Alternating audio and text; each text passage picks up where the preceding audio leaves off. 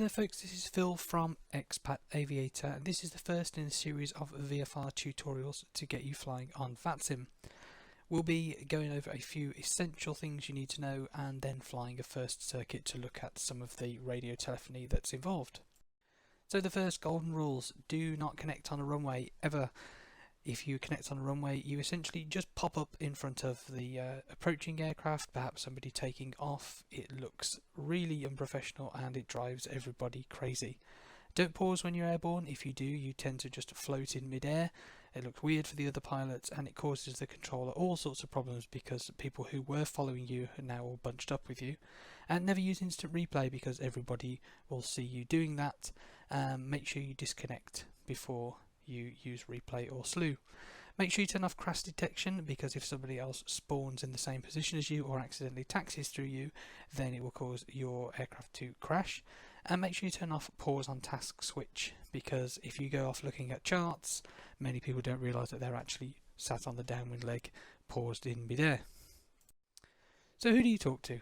When you first connect, you may see one of these several positions online. It could be a centre, approach, tower, ground or delivery. These are standard suffixes which are used on VATSIM. So even though the area control in the UK is London control or Scottish control, you'll still see the CTR suffix on the end of the call sign, just because it's a standardised thing on VATSIM. So controllers on VATSIM tend to start at the ground position, and as they get more training they learn to control tower and then approach and then the centre positions. So you may find somebody who's on ground and nobody else is online, in which case the guy only controls ground and potentially delivery below them. If a tower controller's on, they control everything below them, unless say the delivery controller's on, then tower will do tower and ground. So what you want to look for first is any airfield with the ICAO code that you're currently sat at. And if none of those apply, then you'll be looking for a London or Scottish controller on top. If there's nobody suitable online, or say you were with ground, you've taken off and there's no tower controller, then you'll use Unicom. This is text only and really should be used to just say essential things. So for example, you may say that you're taking off or landing at a particular runway, but please don't use it for chat. And also, if you say something like I'm pushing back from a particular stand and there's nobody else at the airfield, really you're just wasting your time and it's kind of annoying for everybody else to read. London can be difficult to understand. When you first connect, you may see London Centre online. London Centre covers the whole of the London area, and it's called bandboxing, and it joins together these four sectors that you see. However, you may also see just London North online and no other London sectors. In which case, if we're at Liverpool, which is where we're going to do our circuit, then we could call London North for all of the things that the ground, tower and approach would have done if they weren't online.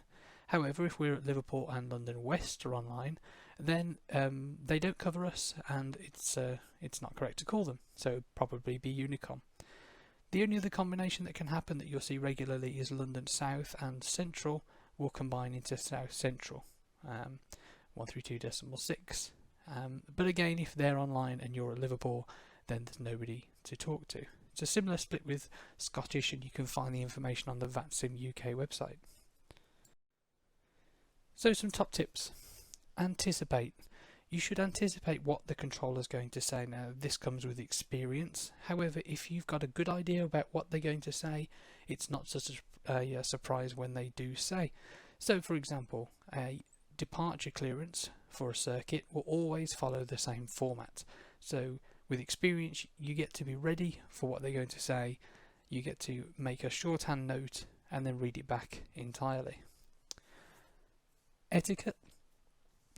There is an order where people take turns to speak. So if you tune to a frequency, you should listen out for a gap in the conversation to make your transmission. And transmissions tend to be a back and forward between somebody saying something and then somebody else replying. So somebody a tower may issue a landing clearance and then they'll wait for the pilot to read back. It's no good if somebody butts in between the two, because it just breaks up the flow. Takes a little bit of getting used to know where the gaps are, especially when it's busy. But try and be polite to everybody else and don't step on one another. Read back items. in general, you should read back everything the controller says to you completely. There are occasions where you don't need to, and the biggest one is the wind direction. So when you're clear for takeoff or you're clear to land, you don't need to read back the wind. And finally, call sign order. When a controller speaks, they will always start with the call sign they're addressing. However, when a pilot speaks, if he's starting the transmission, then he will start with his call sign, so the controller knows who's speaking. And if he's answering a controller, then you'll end with your call sign. Again, it's just a standard way of doing things, and it's something that you'll get used to. So here's Liverpool. We'll start on the GA apron, most likely be on 27. We'll taxi out, very short taxi to Gulf, and fly a left-hand circuit over the Mersey, which is the typical circuit direction for Liverpool. Finally, CAP 413 is a civil aviation publication. It's available on the CAA website for free, and it details all sorts of interesting examples about radio phraseology in the UK, be that for a VFR flight, vehicles moving around on the airfield, or a complete IFR flight. Well worth having a read and a look through that will help you with the anticipation. So let's jump in the cockpit and take a look. So welcome to the ramp at Liverpool. We're here in the PA24 Comanche from A2A in the Fly UK Flying Club livery created by Paul Bailey. I'll leave a link to the Flying Club in the description below. So let's get going. We're on a ramp. That's the correct place to connect to VATSIM. X-ray serial mic, PA24, and our flight plan. It's VFR, Liverpool to Liverpool. None of this needs to be completed. We've got a cruise speed of about 100 knots, cruise altitude of 1,000 feet, and we're looking for circuits. We're not heavy, we don't need an equipment suffix, and we're going to be doing send and receive on voice. VATSIM will support you on text, but everybody prefers voice if you're up for the challenge. So we need to file a flight plan. Don't just click close, that won't do anything.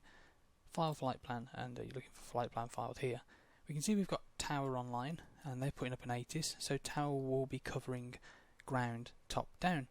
We can send a message to the controller if we wish with open private chat, but we won't do that just now. So let's get the door closed.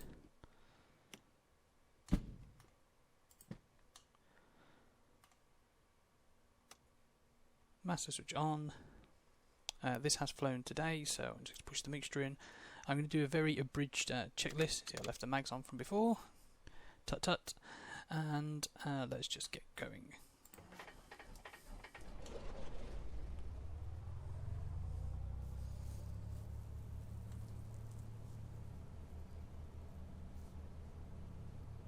Okay, that seems good.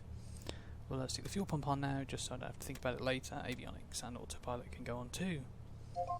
I'm going to be using the COM2 box, so I don't have to worry too much about fiddling with the GTN 750, although we'll leave it on for some situational awareness. Okay, let's tune the ATIS 124.32. Visibility 10 kilometer or more. Fuel 2,500 feet. Temperature +15. Dew point +12. QNH 1011. Threshold QFE 1008. Increased bird activity within the aerodrome boundary. Ground is closed. Departing aircraft make initial contact on frequency 126.350. Acknowledgement of information Alpha and advise aircraft type on first contact. Liverpool information Alpha, time 0820, runway news 27, surface wind 310, 3 knots, visibility 10 kilometer or more, fuel 2,500 feet. Okay, that's everything we need. So it's information alpha. We'll tell the controller that, so he knows we've got that the correct ATIS. He wants to know our aircraft type. Other than that, light winds and QNH 1011, which looks a little bit off, but that's the joy of VATSIM and Active Sky and strangely configured aircraft add-ons and all of the rest of the good stuff about flight sim. So I'm assuming that, of course, that you're able to fly a circuit, so you have an aircraft that you can do that in, and that you can watch other tutorials about setting up the pilot, so I don't go into too much detail about that here, so let's just get cracking. 126.35 is the tower frequency, and let's do a radio check. Often people will connect to VATSIM and this will be the very first thing that they do, and that's absolutely fine. Connect, do a radio check, get rid of the initial nerves. We see lots of controllers having people just come on and do radio checks. It's absolutely fine. So we'll tell him we're a PA28 and we want a radio check, and it sounds like this. Liverpool Tower, good morning. Golf Bravo X-Ray Sierra Mike, PA28 radio check.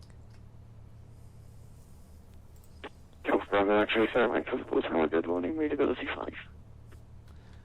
5 also, thanks very much. So that's a scale from 1 to 5. If he says 5, that's exactly what you want. It means you're nice and loud and clear. If he says anything less than that, you may want to look at how your mic is set in the Windows control panel. Usually does the trick. So, next thing we need is a taxi clearance. We're going to expect to taxi out from Kilo around the corner and hold for 27. So in a taxi clearance, tell him the information that you've got, where you are, and that you'd like a taxi. Golf Bravo X-Ray Sierra Mike, we are a PA28 on the GA apron, information Alpha, request taxi. Golf Bravo X-Ray Sierra Mike, taxi holding point Kilo, it's QNH 1011. Taxi holding point Kilo, QNH 1011, Golf Sierra Mike. So Kilo is the holding point we see right in front of us. Now, as that was a taxi instruction, you must read all of it back. It's no good just to say Roger. The controller wants to know that you've understood what is said. And if you don't read it back, he will keep pestering you until you do read it back. So here's holding point Kilo, that's where he wants us. Golf Bravo X-Ray Sierra Mike, hold at Kilo, after departure runway 27 cleared left-hand circuit. Above altitude 1,500 feet, VFR, squawk 7010. Hold position after departure as left-hand circuits, not above altitude 1,500 feet, VFR, squawk 7010, Golf Sierra Mike. Golf Sierra Mike, correct, give way to the Skyways 737 passing right to left-hand taxi holding point Golf runway 27. Okay, we give way to the Fly UK 73 and then we'll taxi holding point Golf 27, Golf Sierra Mike. Okay, so what happened there was he gave us our departure clearance a little bit early. Usually you might get it at the hold, but because he knew we were going to have to wait, he just went ahead and gave us our circuit clearance straight away. The key is to anticipate that they're going to give you a clearance at some point and just be ready for it. Sometimes the controller will ask you if you're ready to copy the clearance. You can either ask him to give you a few minutes, ask him to stand by, or just say yep, go ahead, and make a note down on the paper, read it back in full, and if you get it all correct, the controller will say correct, and then the next thing to do is tell him that you're ready for departure. So we'll just go over here and we'll do a couple of power checks. We're going to need a few minutes just to let that 737 get airborne and for the wake turbulence to clear. So very light winds today, no need to position into the wind. Parking brakes set. Let's just get a little bit of ventilation going before we steam up. Good old A2A. Quick check, switches are in the right sort of place. We'll put the strobes and the pitot on now. We expect to depart very soon. Let's just run the engine up.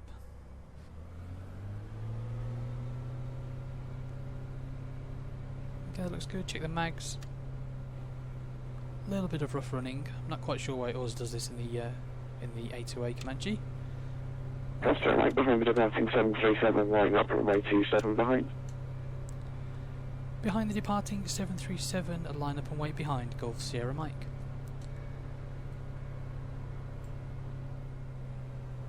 So we'll just finish our checks before we do that. It's not going to take very long.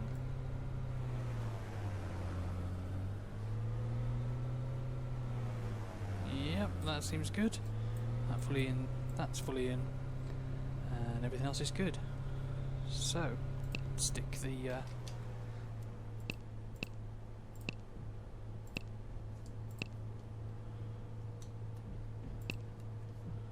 Stick the transponder on.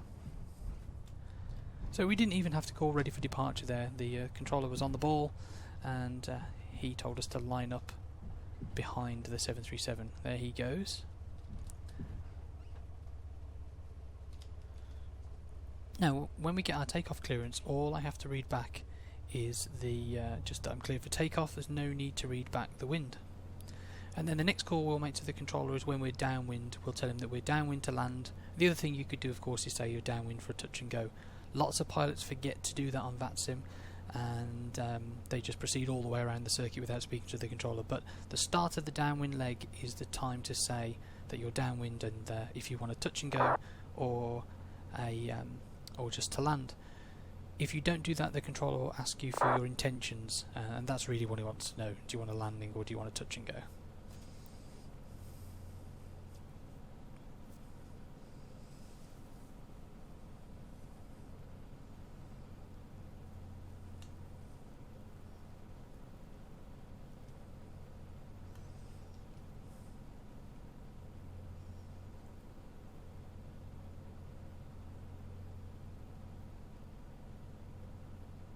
There he goes.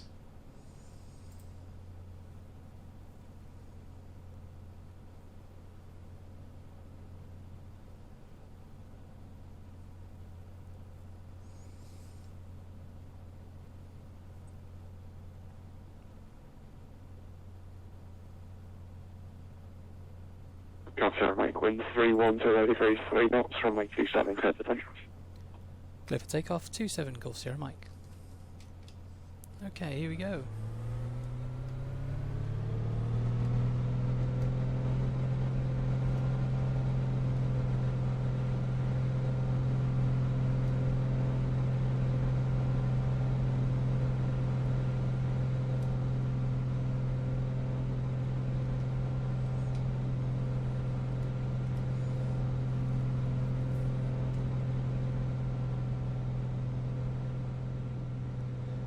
Manifold to about 24, and the revs back to about 24,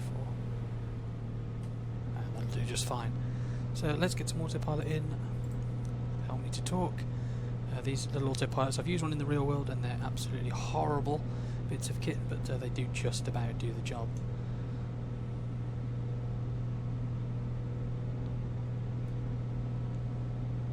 Okay, let's get our turn ring going to the south. So left-hand circuit's not above altitude 1,500 feet, so I'm not going to go particularly high because I don't want to smash the limit. The controller could have inbound IFR aircraft above, and the last thing you want to do is go too high. So we'll start to level off about there, bring the power right back. And twitchy, press Alt hold. Blue light, very good. We bring the revs right back. Otherwise we'll go stonking around the circuit at 120 knots. There's Liverpool. Good old UK 2000. And we'll make our turn downwind.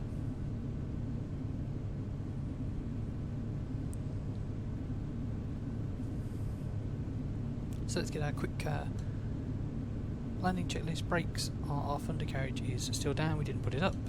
Mixture is fully rich. Mags and master are all fine. We'll just check for some carb ice. It does seem to do this more in the sim than it does in the real aircraft, but I guess that's AccuSim for you. And there you go, you can see that we are just about to beam the runway, which is the right point to call downwind. Golf Sierra Mike, downwind to land. Golf Sierra Mike, Roger, report final runway 27, number 1. Report final runway 27, Golf Sierra Mike. So in that case, I just told him that we would be asked to report final, so let him know that we will. He told me I was number 1, that's really just information for me.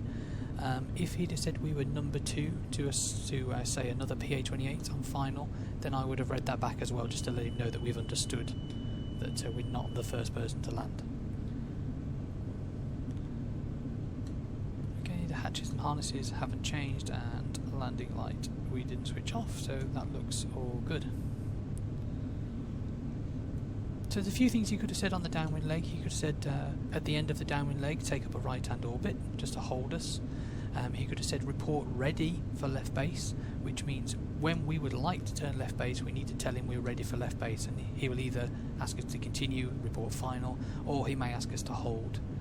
He could ask us to report on base, he could ask us to report on final. He could also tell us that there is IFR traffic, a 737 on a 6 mile final, and that we're to position number 2 to that traffic. He'd also give us the recommended wake separation in miles as well, which is just up for us to judge. So let's turn on to base.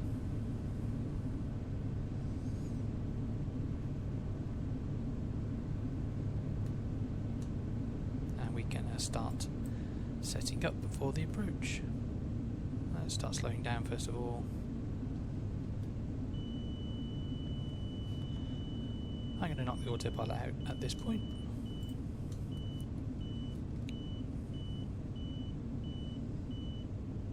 Obsessing beeping from the autopilot. Okay, first stage of flap, we're in the white arc.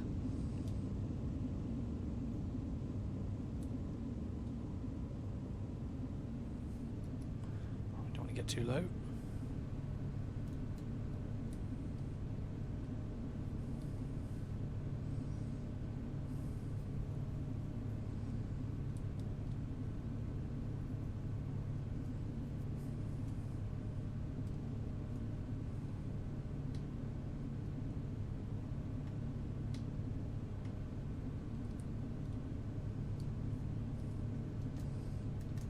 Okay, I think we can start our shallow turn.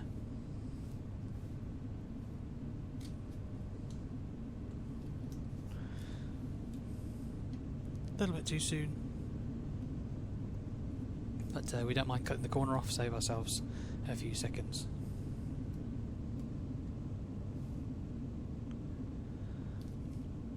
Out in the distance you can see the tower near Seaforth, and we'll be coming back to that when we do our VFR departure.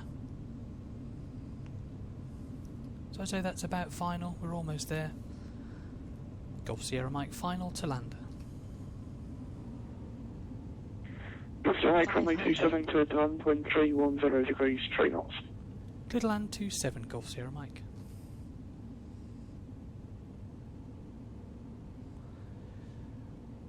It's a very wonky circuit I've flown for sure. Without track IR it does tend to be a little bit fiddly, but I never could get on with it, so it's just easy dock and the hat.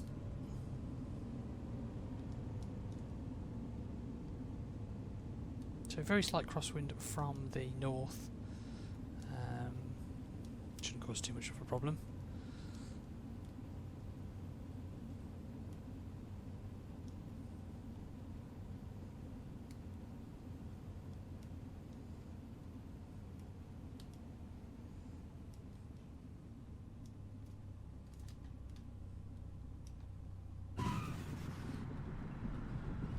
I don't know if that sounded very good or not, I don't think so. Oh well.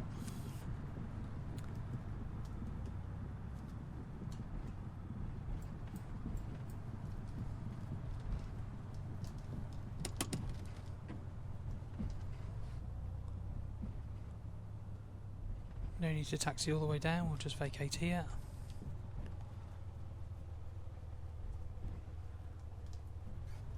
Now when vacating you'll see there's a line with a dashed side and a solid side. The dashed side is always on the runway side, and you must completely cross this line. The entire aircraft must be over. So if you're flying a 757 you have to taxi quite a way, otherwise you're technically still on the runway and the controller will shout at you. So Golf Sierra Mike, taxi to the General Aviation, Barry Alpha. Taxi to General Aviation, Golf Sierra Mike, thanks for the help, bye bye. So the controller is quiet, he's on the ball. He noticed that we'd vacated. Sometimes you'll vacate and you'll have to stop, and you'll either get handed to a ground controller or you'll request taxi. All of these examples are all shown in CAP 413, so do check it out and have a read through. It's a bit of a dry document, but essential reading. Okay, here's Kilo again.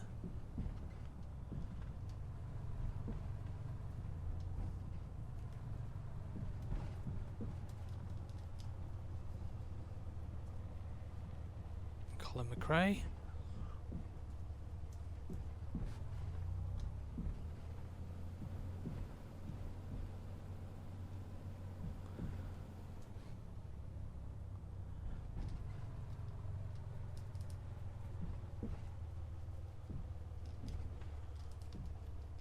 And there we go, that'll do for me. So, avionics off, lights off. You hear that was the noise that VATSIM disconnected. VATSIM and vPilot know whether the radio is on or off, which is quite a cool little feature, so even if we transmit now it wouldn't work.